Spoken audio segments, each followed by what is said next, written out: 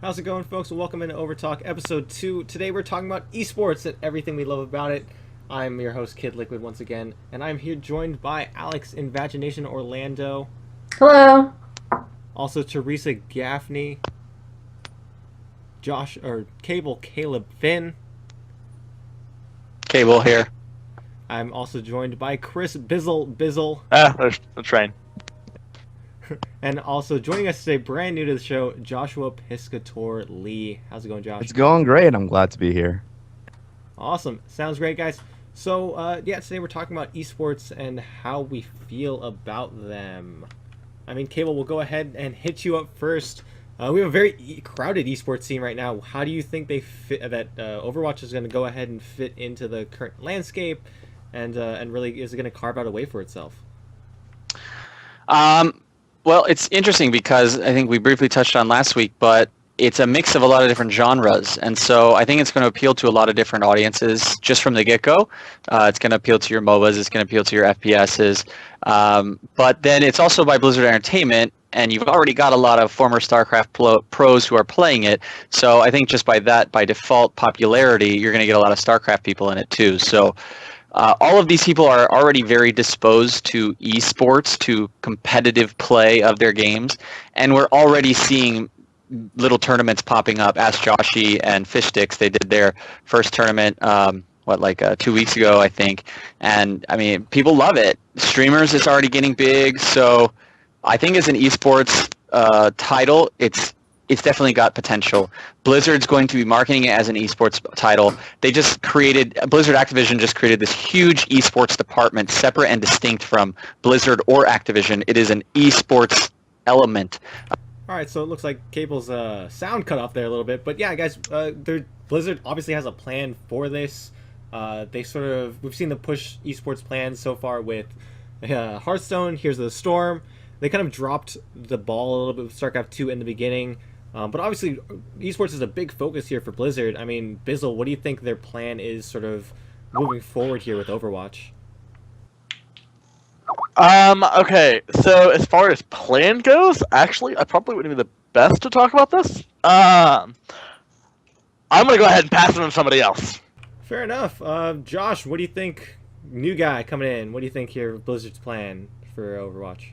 I think Blizzard's obviously I'm not inside Blizzard or have an inside outlook, but just looking at the scope of esports right now, I think they're really recognizing how big esports is getting, especially in the because I come from League of Legends and like Call of Duty, but in the League of Legends community, especially, everybody's calling it these next 2 years the most important for esports due to the amount of money coming into it in the form of like millionaire, billionaire investors looking to pick up teams left and right just to see if this is something that'll become huge. And I think Blizzard is acutely aware of that fact. And the fact that they're creating a department strictly to foster esports and grow Overwatch as one of the premier esports in the upcoming seasons, I think it's a great sign. And I honestly think that Overwatch has a very good chance of succeeding if Blizzard plays their cards right. Yeah, I completely agree. These next couple of years are crazy important for esports, but I mean, we sort of have seen the stigma around shooters and sort of the gun problem that a lot of big name sponsors have had with esports in general, or with shooters in general. And I really think that's a problem, and is Overwatch going to go ahead and overcome that problem? I don't know. You can ask Turner something different. They just launched E-League.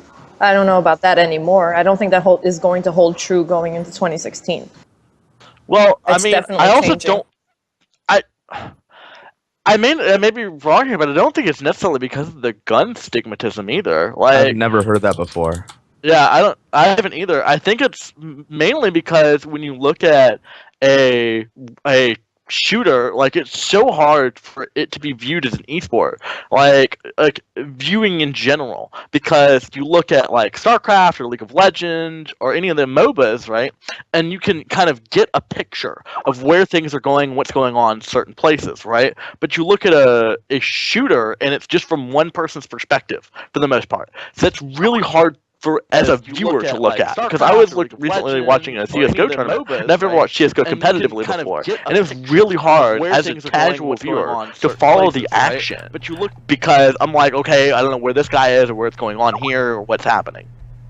Yeah. So It's yeah, interesting. as somebody who also went to a live event, I remember this clearly years ago at IEM New York, and I'm watching, just watching the shooter live for the first time on like a huge screen. I just got really kind of even dizzy, and I think that when you're watching Counter-Strike live, it kind of sets you off as a first-time viewer. So what Overwatch is actually hopefully going to be doing with their spectator client is smoothing out that experience, because as we talked about last week, the polish that's going into Overwatch is I think leaps and bounds above other games, and I think they're learning from the mistakes of other games in terms of spectator clients. So I'm hopeful for that actually not being a problem with Overwatch. I just don't think it's going to be an issue as much.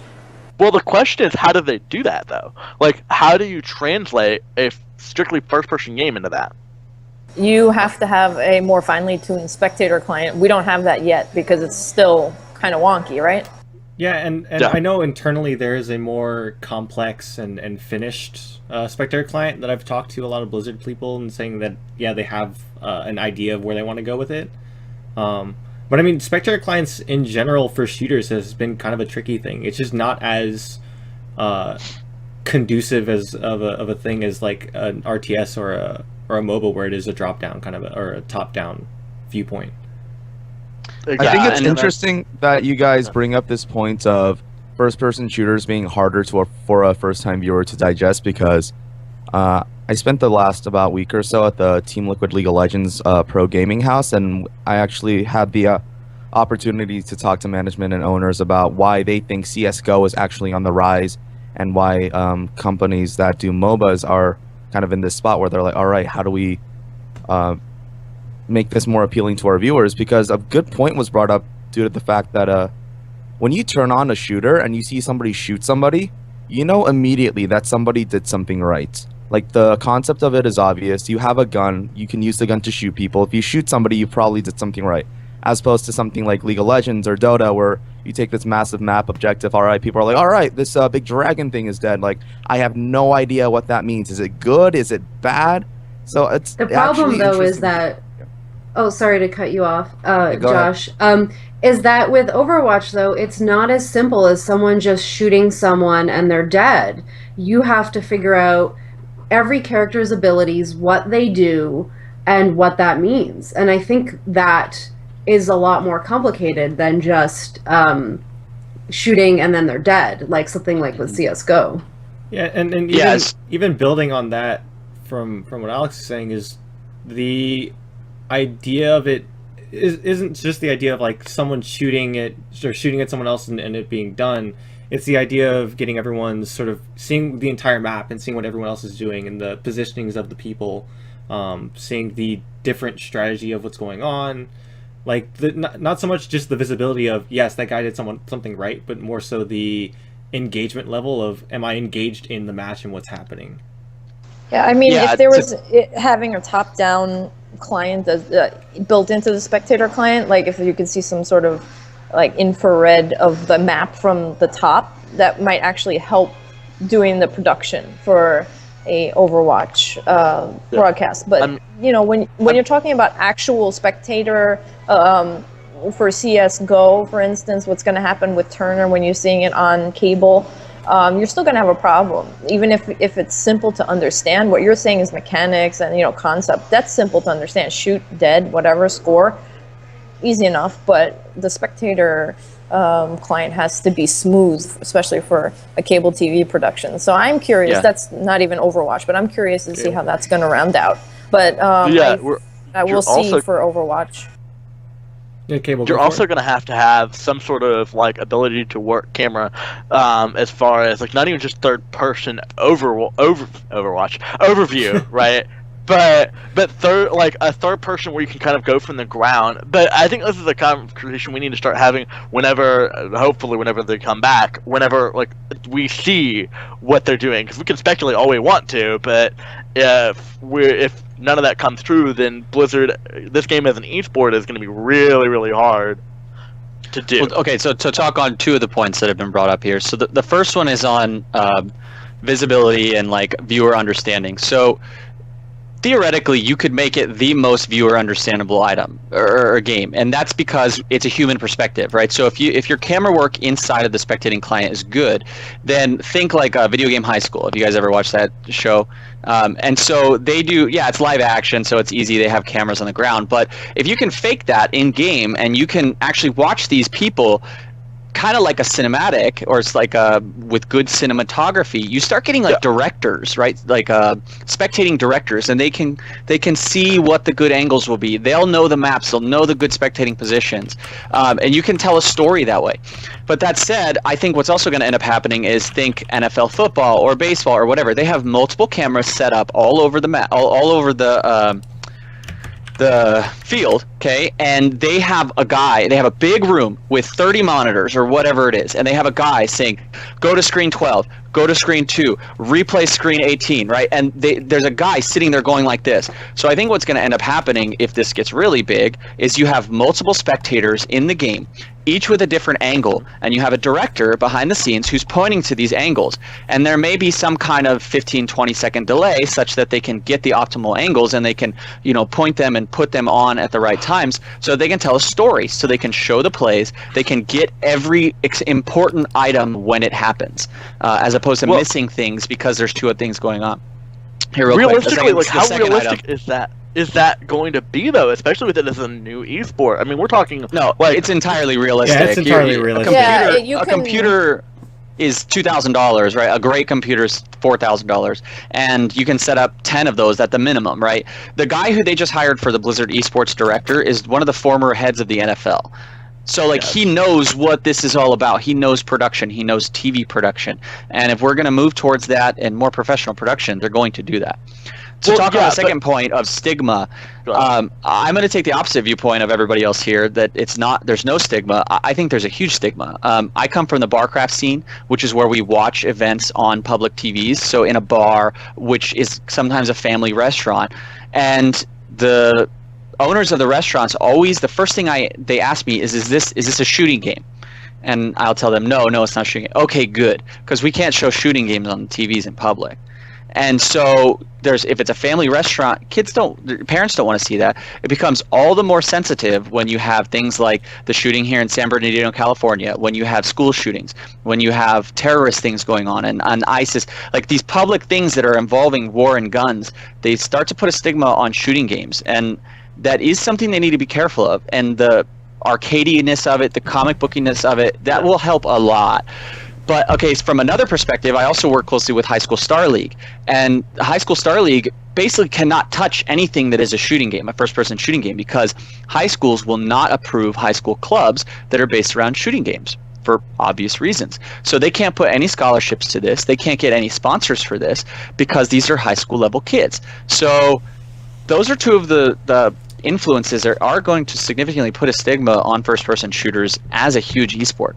Not saying that those won't be getting over. I think we talked about this on our previous. We did, and Dylan Hornbrook was he's also on OverTalk. He'll be on a later episode, but he is the esports advisor at Coca-Cola, and so he was telling us a story about when they were doing the World Finals in Korea last year for League of Legends. And they're putting champions on the cans for Coca-Cola. They had to be very selective. They had rules against, or Coca-Cola had things against any champions with guns, anything depicting any kind of firearm or anything like that. So you had champions like Lulu on there. I think Ari was on there as well. I can't remember quite who else. But anything related to firearms, you could not put on that can. Well, okay. All right, so two things. Actually, the biggest thing I want to touch up on is follow up with you on when you're talking about this multicam setup, right? So first problem with that is if you have such a high barrier to entry right, for producing an Overwatch tournament, right? That means you're talking about, yes, Blizzard has the ability, but let's talk about everyone else. Like, if I wanted to, I could host a StarCraft tournament in like a week, right? I have the Observer UI, I can find an admin or two, and then I'm done, right? And that's part of the reason why like games like League of Legends and StarCraft are easily accessible to, or part of the reason for the success is because small people can do tournaments, right? So when we set such a high bar of entry for tournaments, it's going to be really difficult to do. And number two, I'm not even sure. I don't think it's that big a deal. Yeah, I think it's an in-game client issue where in spectator mode they set camera points that a really well versed casting team and observer team can click between the camera points and spectator views and player views. Well, how many observers are we talking over here? time? Like how many people though?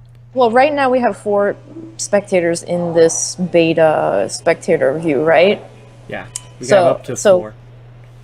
So let's pretend those 4 spectators are 4 different points on the map. I mean, you could click through 4, and that'll back up some of the side angles, and then you already have, 6 to 12 player choices to click between.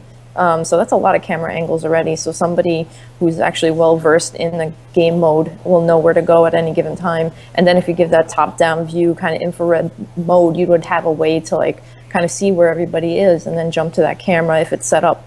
This is just us theory crafting, though, again, so we can't really, Exactly. I mean, I just think, like, that, go ahead. I was going to say, coming from a Call of Duty background where a lot of the competitive game types are respawn-based and objective-based, we didn't have a lot of super advanced spectator tools in Call of Duty. A lot of it was just up to the observer to know exactly what you're looking for, because if somebody's just coming off respawn and running towards the rest of the team, you're not going to focus on that player. But if you see players looking for a flank, somebody holding down like a big hill and just fighting off people left and right, then it's a lot easier to just go to that first-person view and focus on that. And the casters can create story out of what's happening. Like, oh, this person's in the hill right now fighting off everybody trying to come through the door. So honestly, when it comes to Overwatch competitive play, I feel like as long as the spectator client can provide basic things, like beyond that, it's like it can only be improved upon. But I don't think it's really that big of a deal and really determining whether or not Overwatch is a success in the esports industry. And that's just my opinion. Speaking of spectator mode, I think we should talk about spectators themselves, right? So if we're playing esports in the forest and there's no one around to hear it, are we actually playing esports, right? I bet my ping sucks out there. It would, right? So, the question is this going to be something that's going to draw a crowd? Is this going to be something that people are going to fill a stadium over? Right? Sure. And so here, let me give you my sort of tier list, right?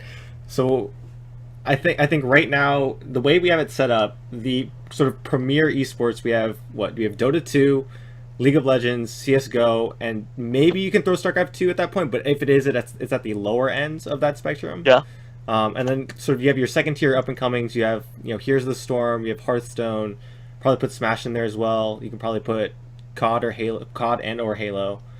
And then where does it fit within there? I think you have the rest of the FGC, Smite, and everything else kind of in the next tier below. Do we even see Overwatch breaking into sort of that second tier? Or yes. I don't know. Because there's a lot of all of those games have really built-in fan bases and very strong sort of communities based around them. Yeah, where's it going? I mean, realistically, I haven't watched any of the current Overwatch tournaments, right? And I'm not sure, though I enjoyed the game a lot and I enjoy playing it, I'm not sure if I'd watch the majority of tournaments for the game. Sure. Anyone have a conflicting opinion on where it fits in here? I think it definitely has the potential to skyrocket to #1 very quickly. I feel like the biggest contributing factor to an esports success in terms of viewership is how much money and how much the actual developer and whoever owns the title to it is willing to put into the production of it. Because I keep using COD as an example, but that's where my roots are from, and it actually is a good example of a of an esport that went from, because during Black Ops 2 3 years ago, we were getting something like, we were lucky to get like 7,000 live viewers on Twitch. And then throughout the year, when Treyarch, the developer for Black Ops 2, made it abundantly clear that they were there to support esports and more money came in from like MLG and stuff, we went from like 7K to 200,000 in the span of a few months.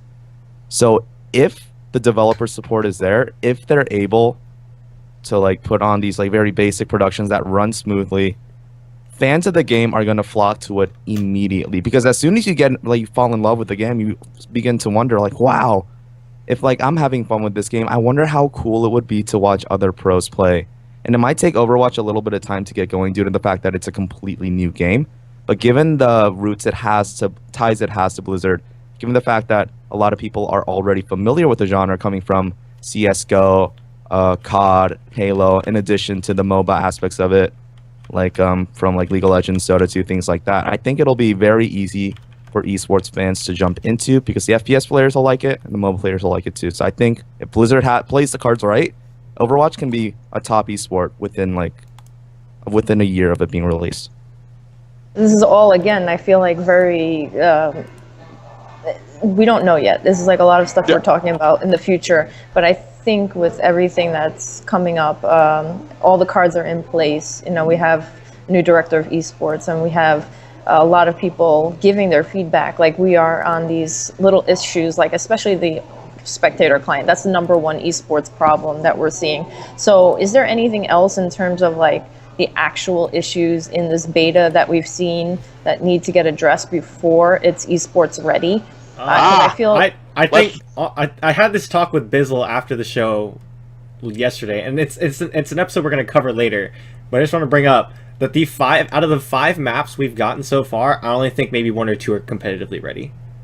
And which ones are those? Not entirely sure right now, but I know Not Anubis. Yeah, not Anubis, not Gibraltar, Yeah. not Anubis. Temple of the Dog. I think Hollywood's ready. I think Gibraltar needs a ton of work. I think Hanamura needs a ton of work. Oh my god. Right now, the only one The Bell map? The Bell map is so awesome. No. But yeah, like Gibraltar and Hanamura are the 2 that I have problems with, and then Anubis as well. Like those 3 maps are not competitively ready. I think the map pool is honestly the biggest detractor for me in terms of esports.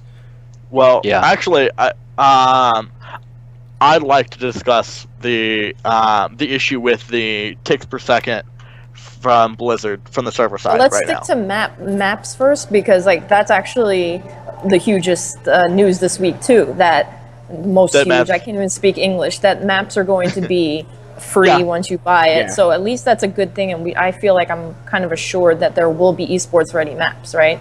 So Yeah, even I mean, I'm if sure whatever they're form that we're working seeing on now.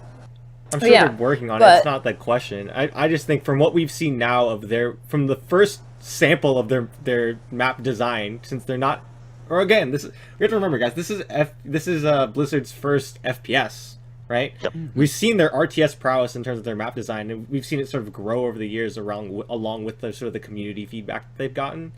But in terms of their first sampling of their FPS maps, like this is not strong. This is not a strong. Okay, so how about capture the point or payload? What is a preferable style for a competitive map?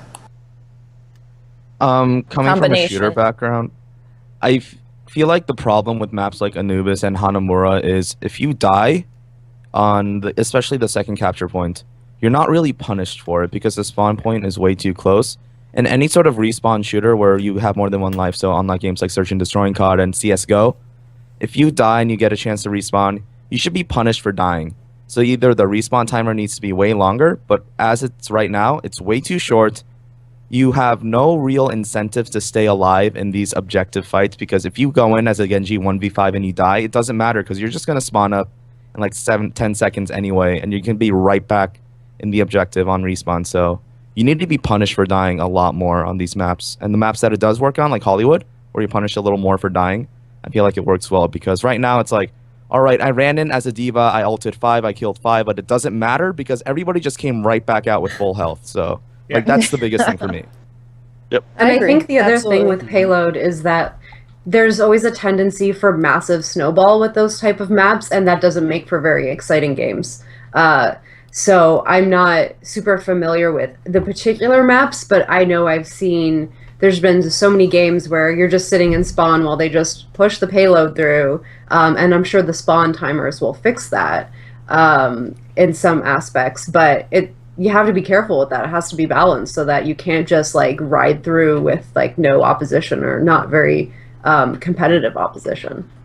Sure, but going back to Teresa's point about payload versus capture the point, I think payload's definitely the more esports viable one, just because from a spectator perspective, it creates more action, like activity around the map. Like if with capture the point, you have one team defending, right? So there's one team that's just kind of waiting for something to happen.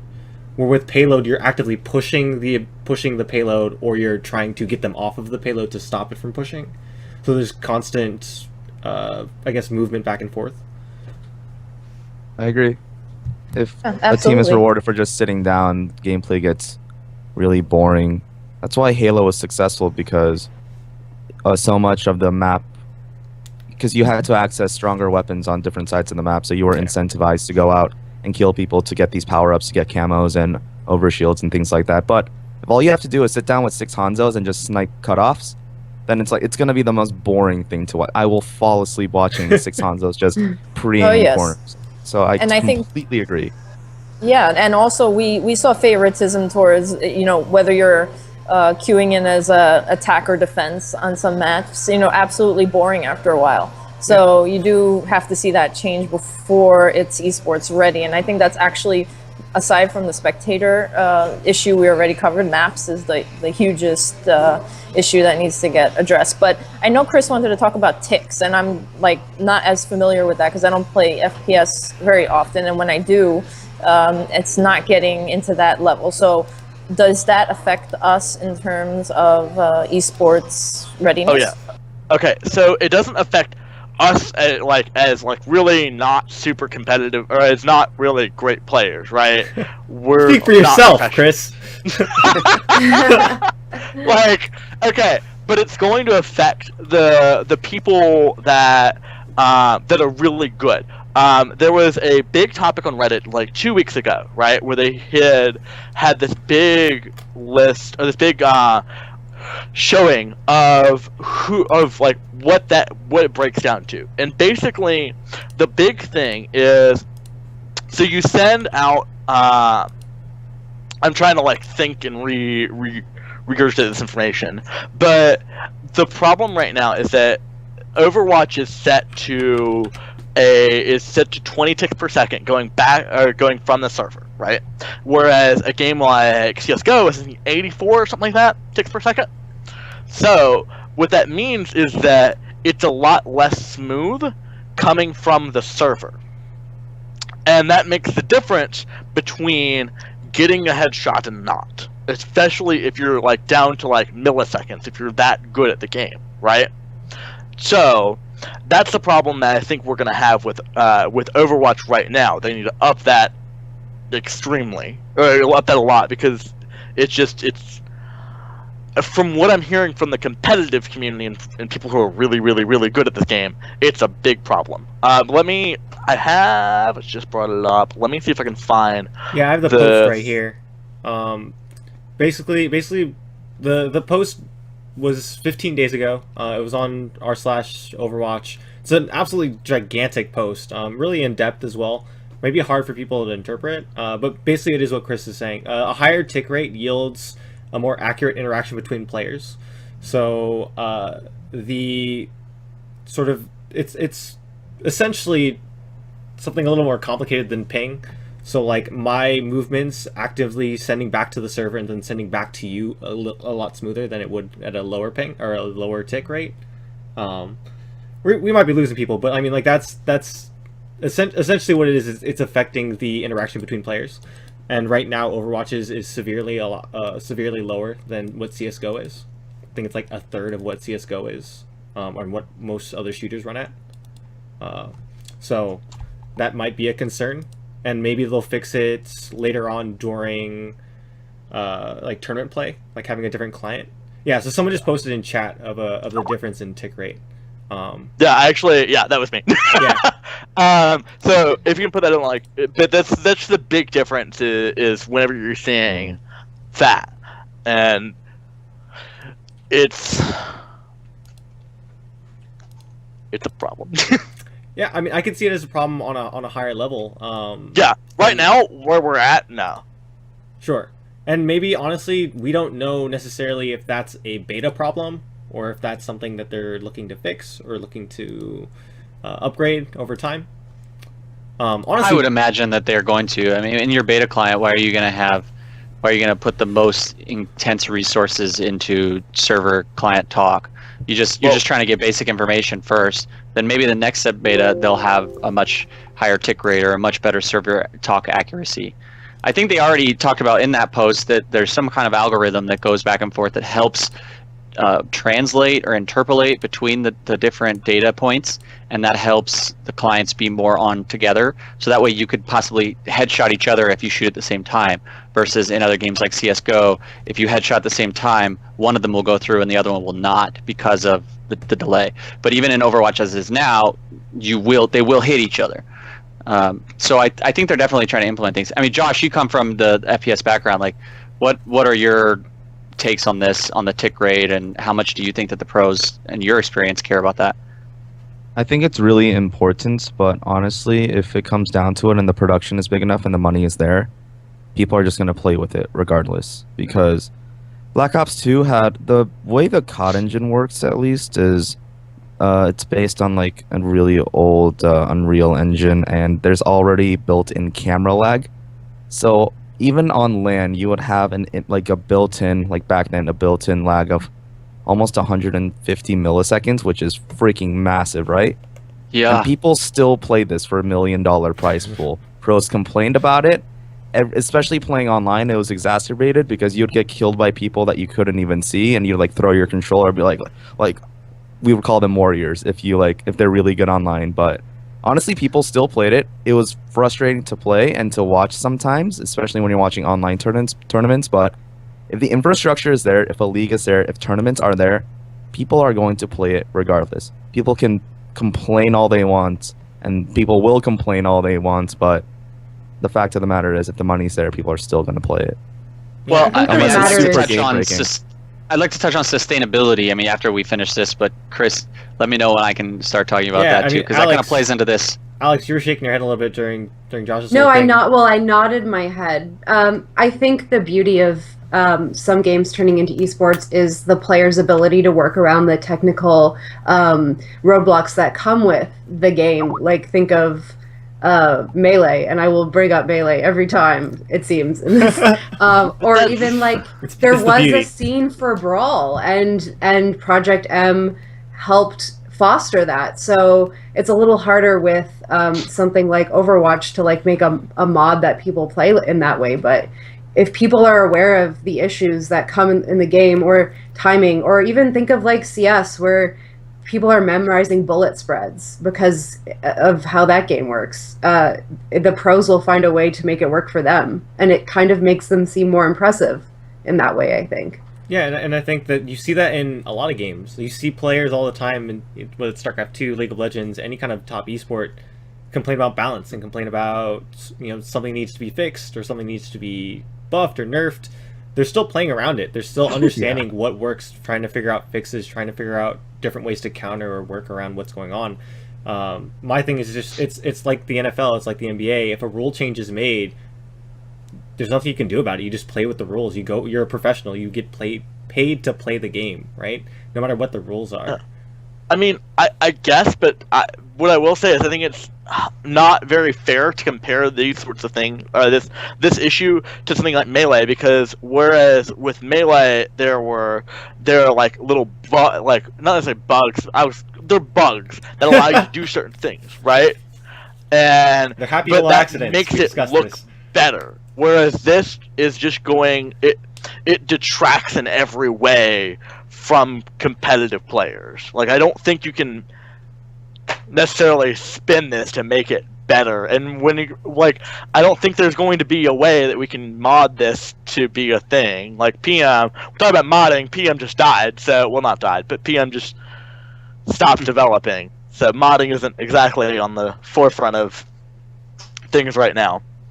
But and I just linked a video to you that helped me understand interpolation and lag compensation. So if we can link that in the description on YouTube, and I put it in the live chat as well. Yeah, so. sure, guys. It'll be on YouTube. It'll be on the SoundCloud, and you can go ahead and check And it I out. think actually it's very valid though what Alex brings up about the fact that some games have to have a certain amount of hurdles to get over for people to appreciate it. It's just that comes from the community though, and I think that with time, regardless, we should in the beginning try to aim to fix everything as much as possible. So then later on we have those to come over together.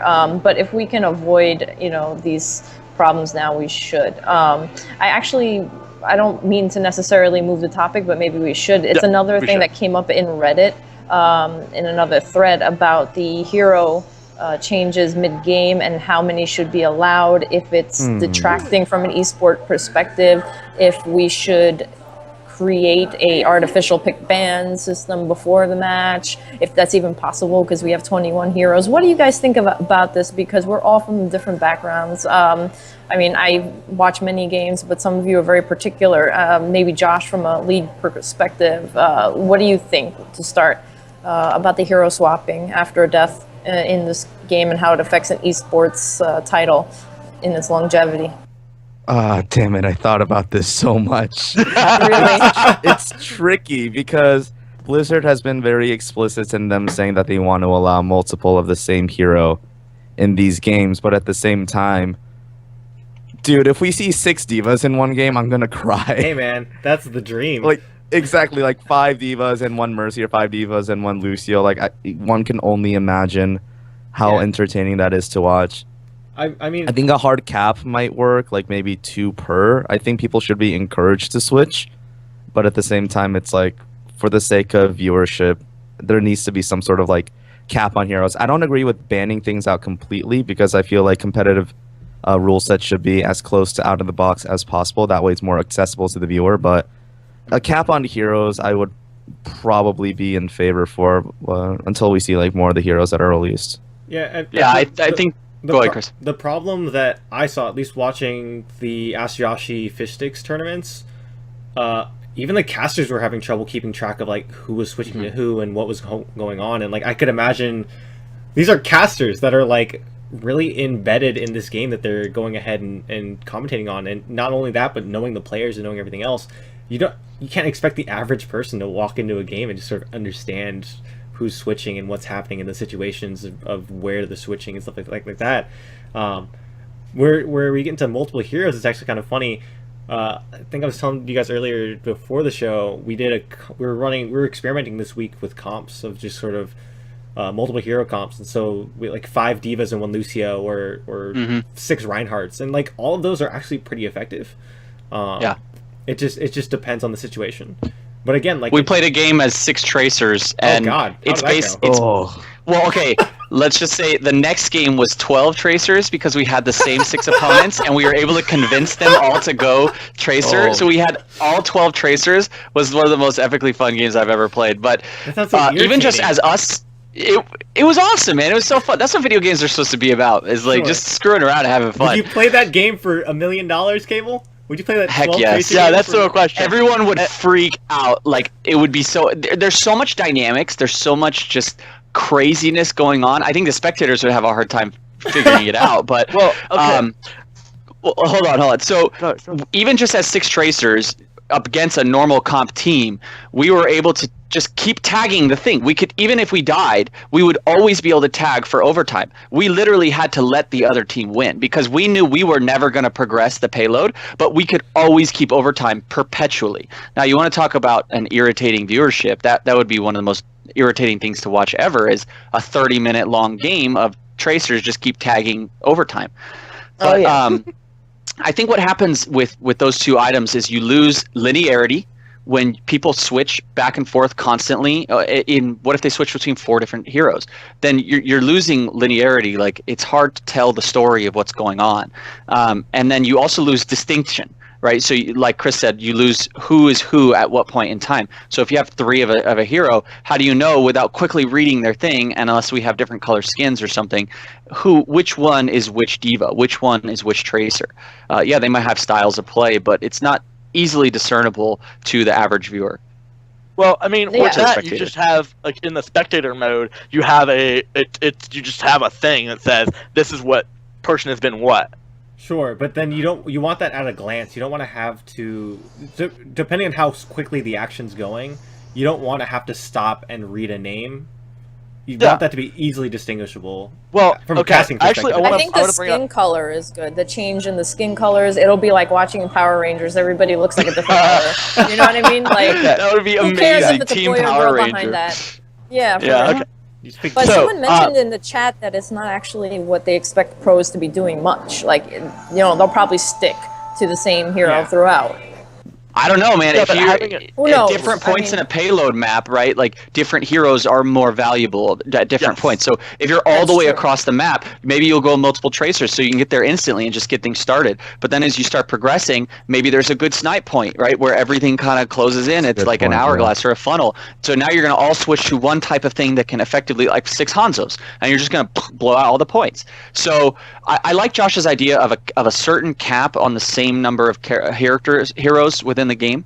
I've also heard a really good suggestion on getting X number of hero swaps per team. So let's say that your team for that game has 5 total swaps. And every time one of your players swaps, that you lose a swap. So if you swap 5 people, you can't swap anything anymore. You have to say those heroes.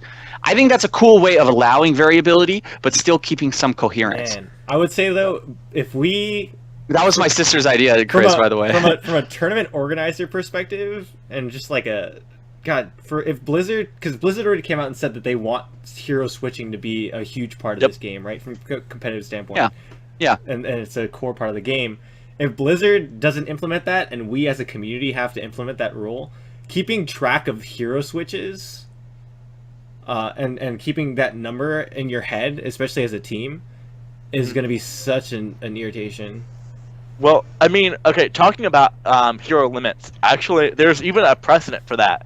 Because when you look at TF2, which I think is the most like Overwatch game there is in an esport right now, right? They have you can only do 1 medic, 1 engineer, and like there's one of 2 other classes, right? And you only have 1 of those heroes or those characters, right?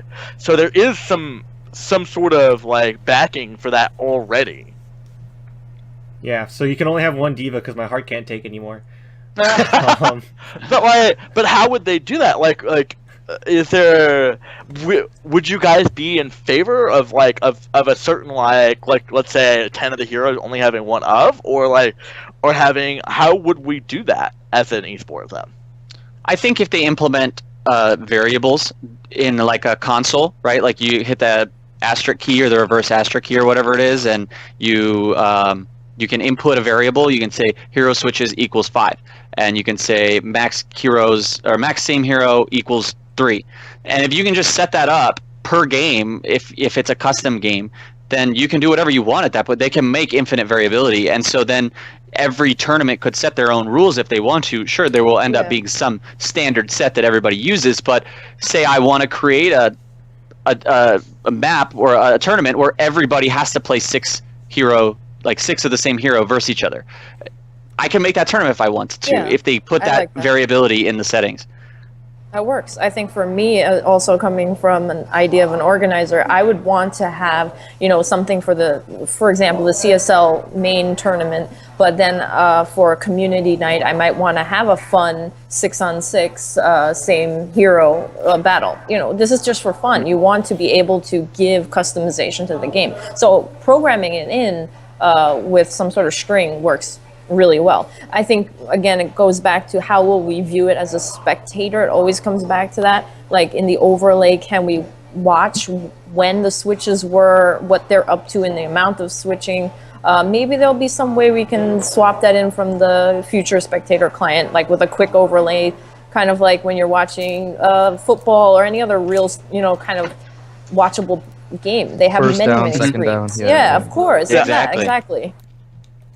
That's all. I think it's now I'm feeling a little better about it with the idea of the programmed variables, and then the community will decide what's best for the major tournaments. I think it'll too, go it's through gonna take a iteration. while. Exactly. Oh, yeah. I mean, like, you're not going to know which, for example, if you start thinking of multiple heroes, what's going to be super OP, for example, and what's just going to be game breaking until people start playing around with it, which is why I'd be concerned if Blizzard came out right away and did a big tournament for Overwatch, because it would just be a shit show. Yeah, it'd be pretty bad. They wouldn't know what rules to place. Yeah, and I think Blizzard's kind of learned over the years of I mean, they kind of with StarCraft 2 they kind of wiped their hands clean. Brood War as well, they were sort of like, yeah, you guys handle it, everyone else handle it. It wasn't until later that they stepped in, and then they're really pushing hard with Hearthstone and with Heroes of the Storm. Now, correct me if I'm wrong. Was Hearthstone's Conquest format? Does anyone know? Was that a Blizzard invention, or was that Blizzard. a community thing? That was a Blizzard thing, if I'm not mistaken. Like, that was their first thing they did for BlizzCon and stuff like that. Yeah, it was Conquest, right? So yeah, I mean, and Yes. Conquest has become sort of the standard for Hearthstone tournaments. Wait, no. No, I'm thinking the other one. Conquest is the one where you use 3 different deck types or 3 different class decks, and you have to win with you have to win a match with all 3. That was Community. Yes. The first one Blizzard did was you have to win. Like, if you lose with a deck, it's out. Yes. So the one that the community based one is Conquest. That is, you have 3 different classes of deck, and then you have to win a match with. Once you win a match with one, you can't use it anymore. Yes. And that's become Those are the exact that has become the industry standard, the sort of Hearthstone Yeah. standard. So Blizzard does take a lot from its community in understanding what formats work the best. I think that's what we're going to see here. It took a while for Hearthstone to get that. It took a while for the current StarCraft 2 formats and the way the tournaments are set up to do that. Like, we'll get it eventually done.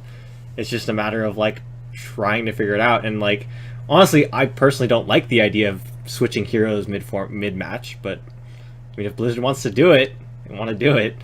I mean, I'm all for the idea. Like, I think it adds a lot to the game, and I think it's already there as a thing with TF2. They allow it as long as you don't break the other rule, which is 1 of X per round. So Sure. My big thing with hero switching that I really want to see what you guys want to talk about is with hero switching, going back to sort of punish that we were talking about earlier, that Josh was going over. When you switch a hero and want to test something out, like if you're on Hanamura and you're in that back room in point B and you switch to like try something out, if it doesn't work, there's literally almost 0 punish. You can switch right back. Yeah, in the chat, I thought the Chino brought out a good point that you lose your ultimate charge. So if you have full ult, you lose your whole ult charge. That's somewhat of a resource drain. Yeah, I guess so. It's not like huge. I don't think that's Sure. as impactful as he's making it out to be, but it is an interesting point. Yeah, I mean, so Yeah, the Hanamura example I think is more of a map design flaw more than we need to put a limiter on swaps and stuff. yeah, I think my general consensus is just like, yeah, if you're trying something out and you die, I guess it's a spawn time problem more so than it's a hero switching problem. But I mean, like, there's just no punish to like trying out a hero and then switching directly totally. back. All right, guys. So I want to pose the question, but I mean, I'm pretty sure this is a PC esport, right? Is there a console esports market for this, or are we looking at a PC market here for esports? PC. I think it's hard for them to coexist. I think one will dominate. Maybe there'll be small communities for each little one, but it's going to be difficult. Just in the same way that we see in Super Smash Brothers. Yeah, there are multiple that coexist, but one is always dominant, and I think one will stay dominant. Sure, but we all expect that to be PC, right, at this point? yeah, Yes. I mean, like, Yeah. realistically, like, Blizzard is a PC company first and a console company second. exactly So history. You can If even say a anything- console company vaguely. Vaguely. yeah. Yeah. Kind Hey, of, Alex, sort of. Diablo came to consoles and is doing a thing. Hey man, I was a Grandmaster Brood War player on the N64. On N64. Of course. Yeah. But Alex, what were you saying?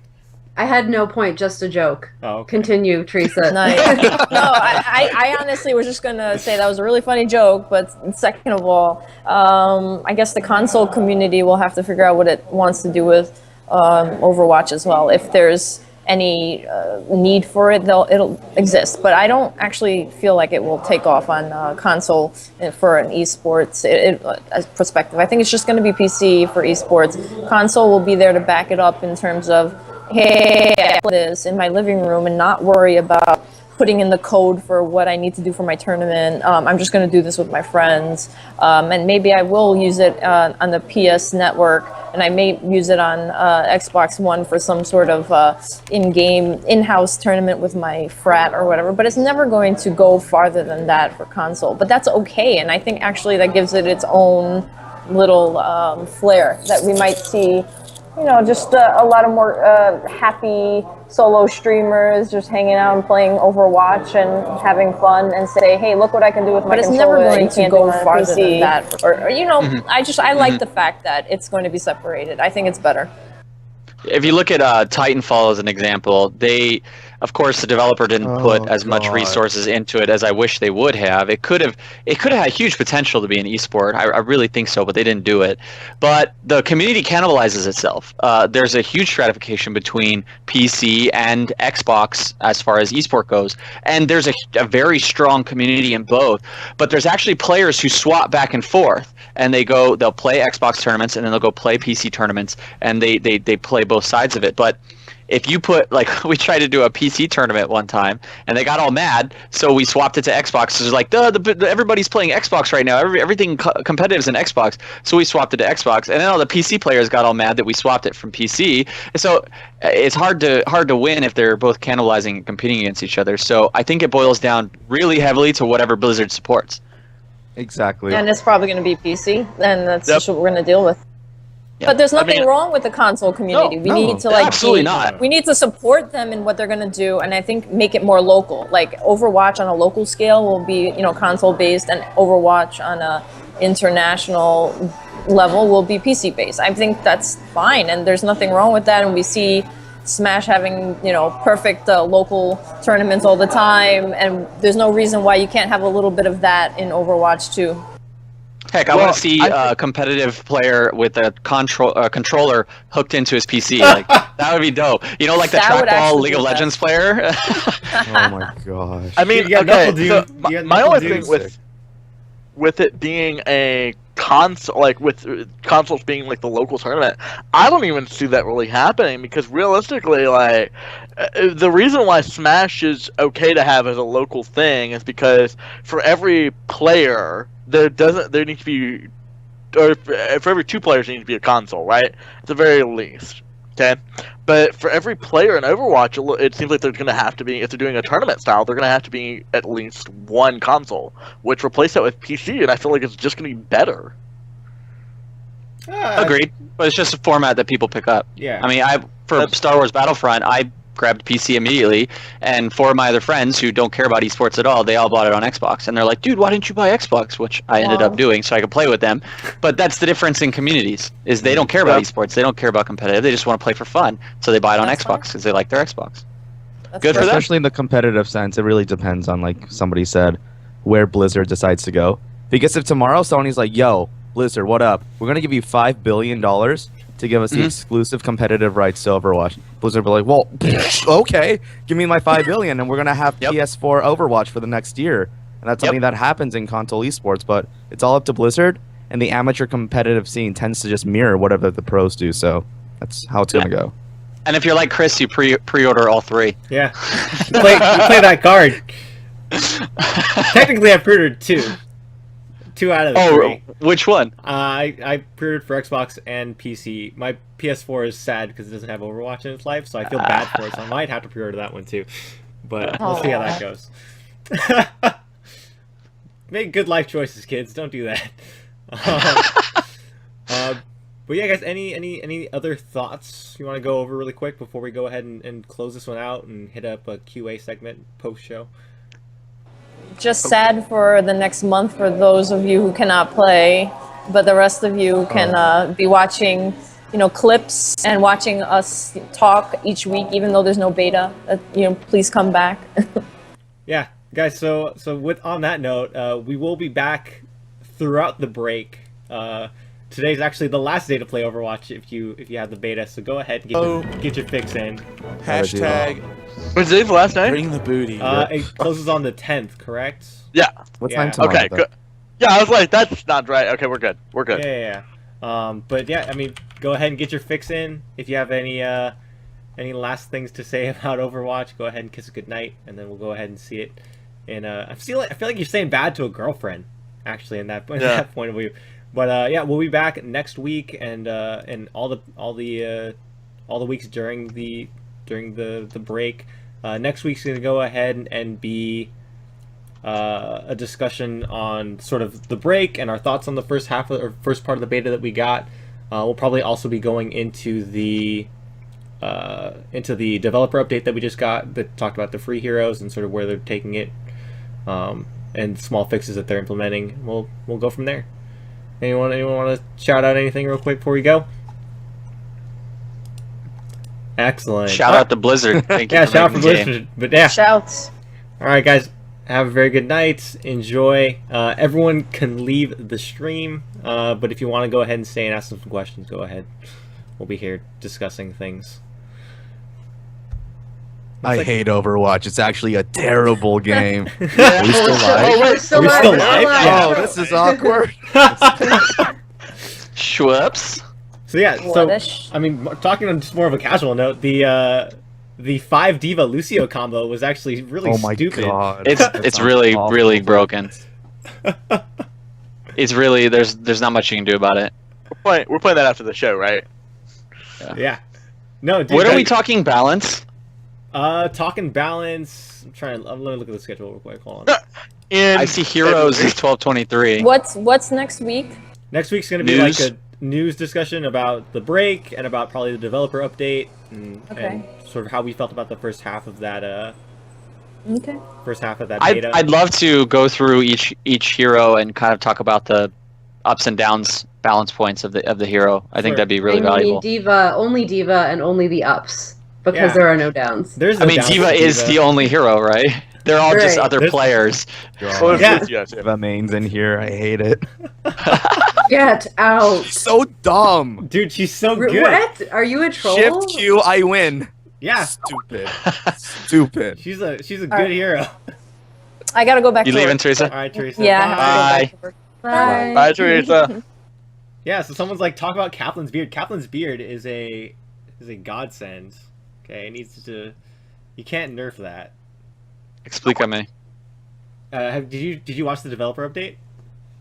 No, I have not yet. Dude, the developer update has Kaplan's beard. Like, you can they did like a screenshot of the first developer update and the second developer update. It's like night and day, man. It's pretty funny. There's like they have full on. They have a full on like he grew some kind of beard, man. Between those Nice. two updates, it's pretty good. Let's go ahead and resize all the cameras because Teresa's left. Hey. Hey.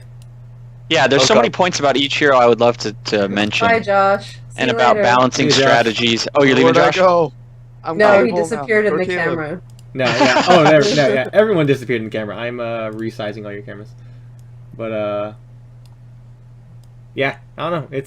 It's interesting, man. The original plan was to like go over every single hero and like devote an episode to every single hero, and then we're like, that's like a year. That's like Yeah, half a and year. people will lose interest. Yeah. I think if we just talk about them all, or pick half, or I think you mentioned that we were going Scatter to do them. like different. Yeah, Yeah, we're different, gonna go with different types. roles. We're gonna go with different roles. Different roles. Yeah, so like we have a tank episode and a support episode and all kinds of stuff like that. Yeah. Say sport episode, like all the characters that are like sports themed. Yes. No. Oh, Support. yeah. Support. So like just Lucio Just then? Lucio. Lucio's not even sports theme. He's music Yeah. themed, technically. But he has rollerblades, I like it. right? I like it. So You can that's get what's cool. Zenyatta or not Zenyatta. Zarya. Zarya is technically sports themed. What is she? Zarya. She's Yeah, like what's her she's like sport? a Russian athlete, right? Something like that. Oh. Let me see. That is neat. I think you made that up in No. your head canon. Yep. Pretty sure that was Jeff. Let me see. I'd also like to talk about like their balanced strategy, how they plan on going about balancing, because League of Legends has a different strategy than StarCraft has a different strategy than Dota, right? They all Sure. balance, and their game, you know, I would say the game design, but their game goal is different. Like Dota is designed for everybody's OP, right? And League of Legends is designed for no snowballing. And StarCraft, they tried to make fundamental changes to units as opposed to incremental. And so I don't know. Personally, my favorite balance strategy is incremental, but it's about how you It's go that about brewer that and whether strat. that makes a difference. Okay, so The what? here. Zarya is one of the world's strongest women, a celebrated athlete who sacrificed personal glory to protect her family, friends, and country in a time of war. There you go. She's a weightlifter and Nice. bodybuilder, according to this. I like it. That's nice. There it is. Will she She's a fight power Rocky lifter. in like the Overwatch sequel or the story mode? Rocky 502. That's right. Electric The Overwatch Boogaloo. story mode. Electric Boogaloo. That's pretty good. Do you think they're gonna have a story mode? Uh, Do they have a No. plan to?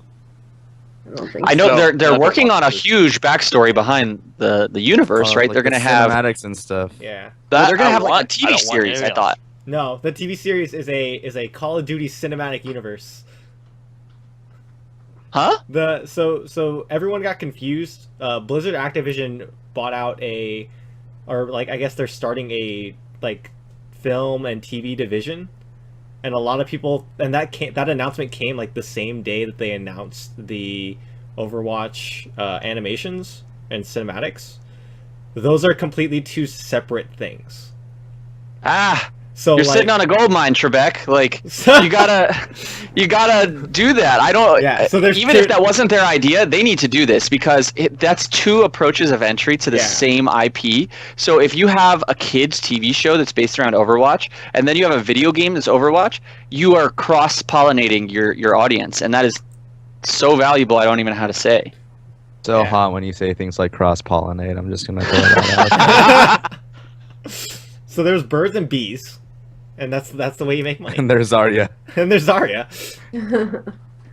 But yeah, that was like a big confusing factor that I think everyone on the subreddit too was like, they're making Overwatch TV shows. It's like, no, those are two completely separate things. They're doing cinematics like 5 minutes a piece, and then they're doing Call of Duty TV shows and movies. Call of Duty TV shows? Yeah, you That didn't hear sounds about this? dumb. They're doing like it's called the Call of Duty cinematic universe. They're going ahead and doing What that. the heck? I don't believe you. I think that's a Dude, lie. Let me. That's a joke. I will look. That makes me up. so sad.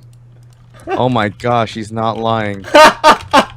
This makes me sad. As somebody who's got his esports and gaming starting Call of Duty and like competitive COD, this sounds dumb.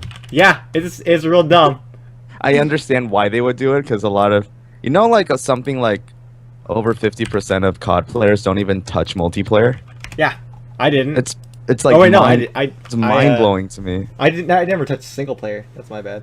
Now, if they just make like some YouTube videos and they make them like kind of a cool story, did anybody ever watch Red versus Blue for Halo? Yeah. Of Oh, course. man. Dude, that Yeah. was so fun. Like that was one of the Yeah. most fun community created video game in-game based shows that I've seen. So if they can do something similar to that, if they can make that exciting and fun and hilarious, then I think they'll have a market. But I don't know if they're trying to do real TV, if they're trying to do real movies, Yeah. problems. Well, dude, I think we Well- discussed this last week of like how big TF2 has gotten, like the characters of TF2 have gotten. But that was And now more- they have the movie maker in Yeah. TF2. But that's honestly become a community based thing where like Blizzard now has the opportunity to build these characters themselves, which is awesome. And what's your actual community base? Like, is it like 10,000 people, 100,000 people? Because I can guarantee you Blizzard's shooting much higher than that. I don't know how many If- fans does Diva if- have on Twitter. No, I'm talking about the TF2. Diva has the a Twitter? place. No, I was joking. I was saying how many. She was saying what the fan base is, and I was like, I don't know how many people follow Diva on Twitter. I'm so I have a stupid. I fan looked club up Diva on and my I couldn't Twitter. find- Oh my god, I got trolled so hard. I'm like that's brilliant social marketing, like marketing right there. And then I Dude. looked it up, like, God damn it. Oh, Love it. But yeah, Alex, are you reading the cinematic universe thing? Oh, well, I see Skylanders. Yeah, but are you? That's in there too. Yeah, I they're doing don't. Skylanders, and then they're doing some. That I can understand. They're That doing is some. reasonable. They're doing some crazy Call of Duty cinematic universe stuff. Everything has to be a cinematic universe Hell yeah, these it days. It like Marvel just opened the gateway for like everything. Hell yeah! Everything has to be connected and. Are you ready for the Straight Outta Compton cinematic universe? No. They're doing. Don't touch my Straight Outta Compton. Dude, so all the characters that played Snoop Dogg and Tupac in Straight Outta Compton, those actors are now signed to films to do Tupac and Snoop Dogg movies. No. So they literally built a cinematic universe out of Straight Outta Compton. that sounds dope. Dope is actually a really good movie, man. Oh, that sounds great. Straight Outta Compton 2, Electric Boogaloo.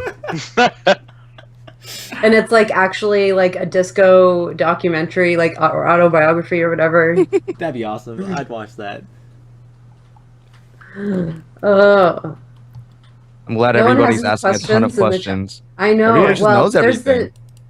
Everybody wants to know everything, or Right. thinks they know everything. They do until we They bring don't need down to the learn. knowledge. I have Gotta start my a Diva fan Torbjorn club in fan. my Twitter. It's just a GIF and people like it, so it's becoming the fan club. Yeah, it's a fantastic GIF. Wait, Alex, did I show you the Mega Diva Ultimate? You should. Hold on, let me find it. Yeah, I think I sent it to Cable. What is it? The Diva ulti that I showed you, the 5. Oh yeah. It's pretty 5 dope. of them at once? No, it's pretty good. Hold on. Because this actually taught me that you could taunt in this game. Did you know this game has a taunt feature? Yeah. It's what is it? C. Well, if you press the C key, you can do all kinds of little like emotes, or expressions, and your hero says things. And if you go C and straight up, it's an emote. Hey, Alex, are you single? That's inappropriate. That was a question. Wow. Oh my god! No matter how Well, it would be small weird the if we Twitch all chat watched this video. thirsty. Yeah, really. Just watch the video. Already done. Right?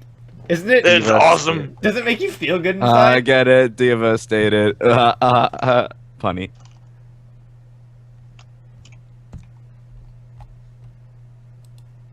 Oh, that was actually pretty sick. Right? The Dude, it's swag so- factor it's so of that, good. holy shit.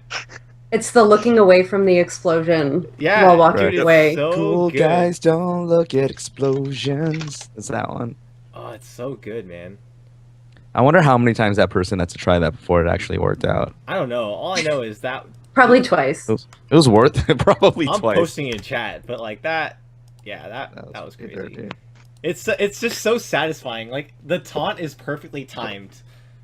Yeah. All right, guys, I gotta get out of here. All right. Nice to meet you again, Josh. I Nice to think meet I've you. seen you. I've met you at some live events before. Me? Yeah.